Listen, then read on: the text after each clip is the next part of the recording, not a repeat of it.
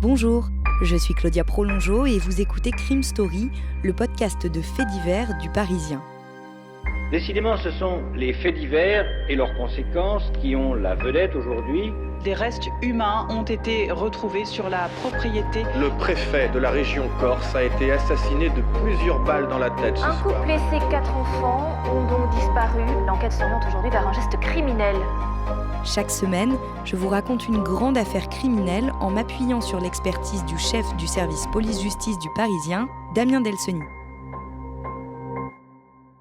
Bonjour Damien. Bonjour Claudia. Aujourd'hui, nous allons revenir sur l'histoire de Marc Machin. Oui, une histoire de vie brisée, au pluriel, et vous allez voir une affaire avec non pas un, mais plusieurs coups de théâtre. Samedi 1er décembre 2001. Il est environ 8h30 du matin quand Marie-Agnès Bedeau, 45 ans, quitte son appartement de Puteaux dans les Hauts-de-Seine. Cette assistante de direction mène une vie paisible. Séparée de son mari, elle habite avec ses 3 enfants. Les 2 plus jeunes dorment encore, et Anne, l'aînée de 18 ans, est déjà partie pour le lycée.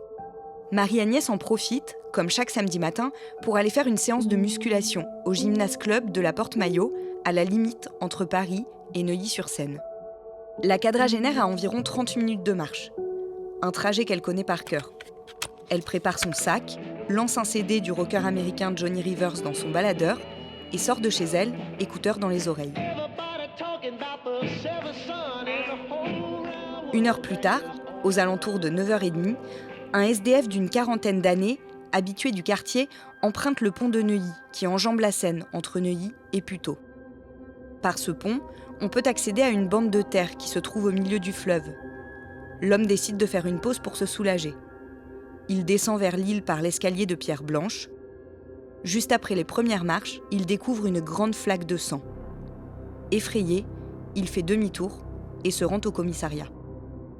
Quand les enquêteurs arrivent sur les lieux, les pompiers sont déjà là, penchés sur le corps de Marie-Agnès Bedeau, lardée d'une dizaine de coups de couteau à travers son survêtement. À côté d'elle, son sac de sport dans lequel rien, hormis un portefeuille, ne semble avoir été dérobé. Il y a son téléphone, elle porte encore ses bijoux. Rien ne laisse penser qu'il s'agit là d'un crime crapuleux. L'identité de la victime est confirmée par une carte à son nom, retrouvée dans la poche de son blouson. Qui a pu assassiner Marie-Agnès ? Un déséquilibré qui passait par là et a tué au hasard ? Ou quelqu'un qui connaissait la victime et son emploi du temps ?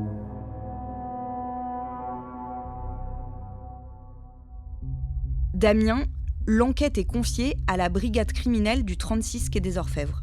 Ce qui est une démarche assez logique. Alors en plus, ce meurtre, il est commis quand même en plein jour, tout près de la très chic Neuilly-sur-Seine, dont le maire est à l'époque un certain Nicolas Sarkozy, ce qui donne évidemment une pression et un climat supplémentaire sur cette enquête et sur les enquêteurs. Et il faut remarquer aussi qu'on est 3 ans à peine après l'affaire Guy Georges. C'est ce tueur en série, vous savez, de femmes qui a terrorisé Paris et l'Est parisien pendant des années et qui a aussi, cette enquête sur Guy Georges, profondément marqué cette brigade criminelle. On privilégie quasiment dès le début de l'enquête la piste du rôdeur plutôt que celle d'un proche de la victime. Pourquoi ? Le scénario, les constatations qui font effectivement penser à un tueur qui a pu agir sous l'effet d'une pulsion de violence, les policiers, ils abandonnent pas complètement la piste des proches puisque les proches sont souvent auteurs de meurtres. Donc ils ouvrent plusieurs fronts, mais c'est vrai qu'ils tiquent quand même sur les constatations. Même pour ce service d'élite du 36 quai des Orfèvres, l'enquête s'annonce très compliquée car les policiers ne disposent ni de l'arme du crime, ni d'un témoin du meurtre.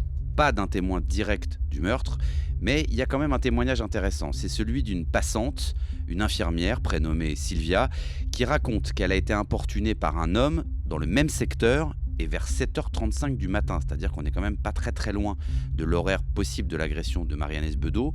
Et elle s'en souvient très bien, cette infirmière, parce que l'homme qui l'a accostée lui a dit une phrase à la fois brutale et assez particulière. Cette phrase, c'est « Excusez-moi madame, voulez-vous que je vous suce la chatte ?» Elle dit non et elle part en courant.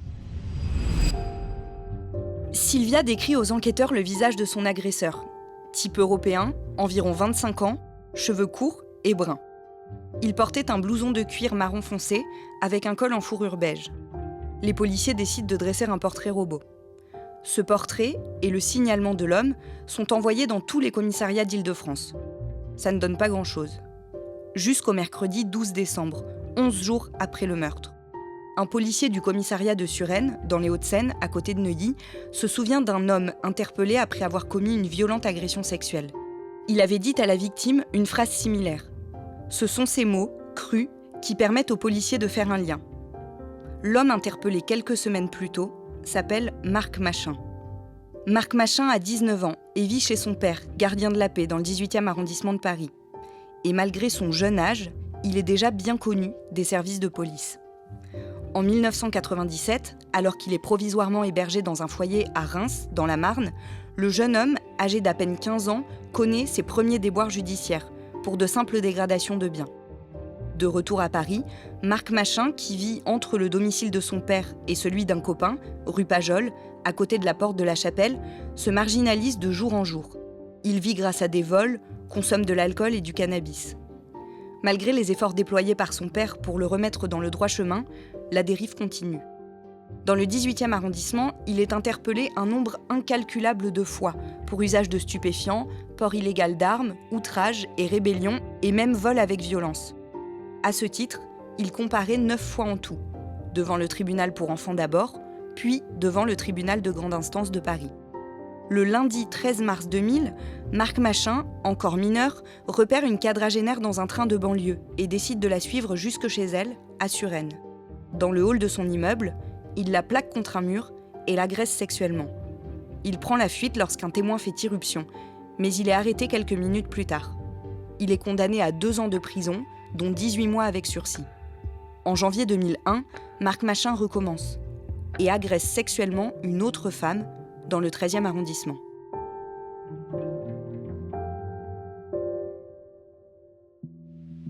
Damien, les enquêteurs pensent qu'ils ont affaire à un prédateur, en tout cas à un homme qui agresse des femmes. Oui, puis il y a quelque chose dans le mode opératoire, le fait de suivre comme ça des femmes, d'agir avec violence. Il y a le mobile sexuel, il y a aussi dans son passé délinquant des ports d'armes. Donc tout ça, plus la description physique, plus aussi la zone géographique de la commission des faits, beaucoup de faits dans les Hauts-de-Seine, pas très loin du pont de Neuilly, tout ça mérite effectivement de faire un rapprochement un peu plus serré sur lui. Les enquêteurs contactent à nouveau Sylvia, l'infirmière qui a livré le précieux témoignage. Oui, parce qu'en réalité, c'est le seul témoin dont ils disposent dans l'enquête. Alors, ils vont lui montrer, ce qu'on fait dans ces cas-là, plusieurs photos, et elle va s'arrêter sur l'une d'entre elles, celle de Marc Machin, qu'elle croit reconnaître. Et selon elle, c'est bien l'homme qui l'a abordé de manière extrêmement brutale et inquiétante le matin du 1er décembre sur le pont de Neuilly, quelques instants avant le meurtre de Marie-Agnès Bedeau. Le jeudi 13 décembre 2001, les policiers de la brigade criminelle de Paris se déploient dans le 18e arrondissement, rue du Ruisseau. C'est là que vivent Marc Machin, son père et son petit frère. Les agents de la crime sonnent et c'est le père qui leur ouvre la porte. Il va chercher son fils. Devant les policiers, Marc Machin nie avoir fait quelque chose. Seulement des vols, assure-t-il, depuis l'agression sexuelle du mois de janvier. Les policiers fouillent l'appartement, espérant tomber sur l'arme du crime. Mais ils ne trouvent rien. Si ce n'est un blouson d'aviateur, similaire à celui que portait l'homme qui a agressé l'infirmière sur le pont de Neuilly, quelques dizaines de minutes avant le meurtre de Marie-Agnès. Marc Machin est emmené dans les locaux de la brigade criminelle pour être interrogé. Il raconte son enfance. Orphelin de mère depuis l'âge de 5 ans, élevé par une grand-mère décédée à son tour, puis placé dans un foyer d'accueil par l'aide sociale à l'enfance, il est finalement confié à son père. Et il commence les agressions. Ses victimes sont toujours des femmes qui auraient l'âge d'être sa mère. Les policiers l'interrogent sur ce qu'il a fait la nuit du 1er décembre. Il répond qu'il l'a passé avec 2 amis, chez l'un d'eux, rue Gaston Coutet dans le 18e. Contactés, ses amis ne peuvent pas vraiment confirmer. Ils ont des vies décousues, confondent les jours, ne savent plus très bien. Ce n'est pas un alibi très solide. La garde à vue continue. Marc Machin a l'habitude. Pour lui, jusqu'ici, rien de nouveau.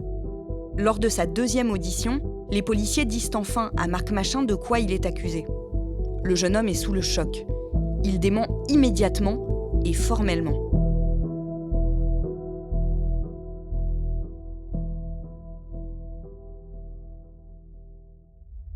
Damien, encore une fois, les policiers demandent à Sylvia, l'infirmière, de confirmer que c'est bien Marc Machin qu'elle a vu le samedi 1er décembre au matin sur le pont de Neuilly. Oui, ça confirme que c'est vraiment l'atout des policiers. Ils veulent le jouer un peu à chaque fois. Donc, ils vont faire venir Sylvia à la brigade criminelle et ils vont lui présenter derrière une vitre sans teint Marc Machin. Alors, il est seul, c'est pas un tapissage avec des gens autour. Là, il est tout seul. Ils lui ont fait porter son fameux blouson aviateur qu'il était censé avoir le matin du meurtre de Marie-Agnès Bedeau. Et surtout, le matin où il a croisé Sylvia sur le pont. Et elle va évidemment reconnaître physiquement Marc Machin, cette fois-ci en vrai. Et elle va aussi reconnaître sa voix. Elle dit qu'elle est certaine, donc c'est un témoignage qui commence à peser. La brigade criminelle est sûre de tenir le coupable du meurtre de Marie-Agnès Bedeau. Maintenant, il leur faut des aveux. Oui, parce que là, ils ont des présomptions, ils ont un profil, ils ont un témoignage qui rend en tout cas possible et probable sa présence sur les lieux un tout petit peu avant les faits, mais ils n'ont rien de plus précis, ils n'ont pas d'armes, ils n'ont pas d'aveux. Donc effectivement, les aveux, là, c'est capital. Et puis, le problème, c'est que Marc Machin, il n'en est pas à sa première garde à vue, il en a fait plusieurs. Donc là, c'est une garde à vue pour des faits très graves, mais il a un peu l'habitude déjà de ça, donc il n'est pas déstabilisé par la garde à vue. Néanmoins, ils vont quand même le cuisiner, entre guillemets, pendant des heures, et après plus de 30 heures de garde à vue et d'audition un peu serrées, ils vont faire venir son propre père, donc qui est policier, on le rappelle, pour l'interroger, pour en quelque sorte lui mettre une pression supplémentaire. Et est-ce que ça fonctionne ? Les enquêteurs de la crime, ils voient que Marc Machin, à la venue de son père, ça commence un peu à le faire vaciller. Du coup, il se met à évoquer devant les enquêteurs la possibilité qu'il ait une double personnalité, mais il craque toujours pas vraiment. Donc les policiers continuent, ils font venir un spécialiste de l'obtention des aveux. Il va lui dire, voilà, je comprends, t'as été agressé toi-même quand t'étais petit, tu vas nous raconter, on va faire passer ça pour un homicide involontaire, tu prendras 5 ans de prison maximum, tu sortiras en conditionnel. Il essaie en quelque sorte de faire baisser la pression, et ça marche, puisqu'après 48 heures de garde à vue, Marc Machin avoue le meurtre de Marie-Agnès Bedeau. Le procès de Marc Machin s'ouvre le jeudi 9 septembre 2004, devant les assises des Hauts-de-Seine, à Nanterre. Entre-temps, l'accusé s'est rétracté. Dès le mardi 8 janvier 2002 et son premier rendez-vous avec le juge d'instruction, quelques semaines après son arrestation. Il a repris ses esprits, s'est reposé et clame désormais son innocence. « Je suis étranger à tout cela, je n'ai rien à voir avec ce meurtre. J'attends les résultats ADN », aurait-il annoncé d'emblée en dénonçant les conditions de sa garde à vue et les pressions des enquêteurs pour le faire avouer. Cela ne change rien. Pendant les 2 jours de son procès, vêtu d'une chemise blanche impeccablement repassée, Marc Machin, le visage buté, agite la tête en signe de dénégation. Il a alors 22 ans et tente, au fil d'interminables monologues parfois peu audibles, de convaincre la cour de son innocence. En vain. Devant les enfants et la sœur de Marie-Agnès Bedeau, assis sur le banc des parties civiles, les derniers instants supposés de la quadragénaire sont minutieusement reconstitués par l'accusation. Le samedi 1er décembre, alors qu'elle s'engage à pied sur le pont de Neuilly vers 9h du matin, elle croise Marc Machin. Il a erré toute la nuit, fumé du cannabis et bu beaucoup de whisky. Il ressent immédiatement une forte pulsion sexuelle en la voyant. Il se rue sur elle, mais Marie-Agnès se défend, frappe comme elle peut son agresseur pour l'arrêter. Marc Machin ne supporte pas sa résistance. Il la pousse rageusement dans les escaliers, brandit un couteau et la frappe à 10 reprises. Puis il prend la fuite, ses mains ensanglantées enfoncées dans ses poches. Le vendredi 10 septembre 2004, Marc Machin est condamné à 18 ans de réclusion criminelle. En mars 2008, Damien, vous travaillez alors au service police-justice du Parisien et vous recevez un coup de fil d'un policier. Oui, alors c'est déjà un peu étonnant pour moi parce que les coups de fil aux policiers d'habitude ils se font dans l'autre sens, c'est-à-dire que c'est nous qui les appelons pour avoir des informations.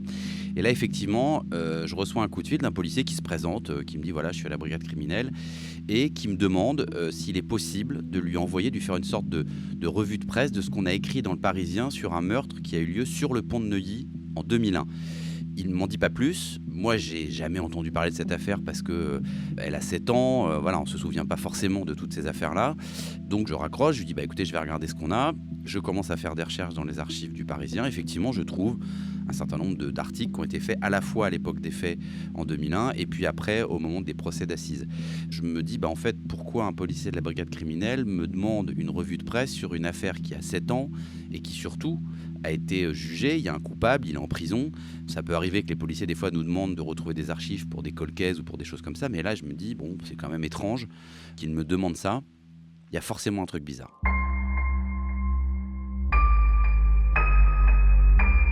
Vous venez d'écouter le premier épisode de Crime Story consacré à l'affaire Marc Machin. Suite et fin de ce podcast dans le 2e épisode, déjà disponible sur leparisien.fr et sur toutes les plateformes d'écoute.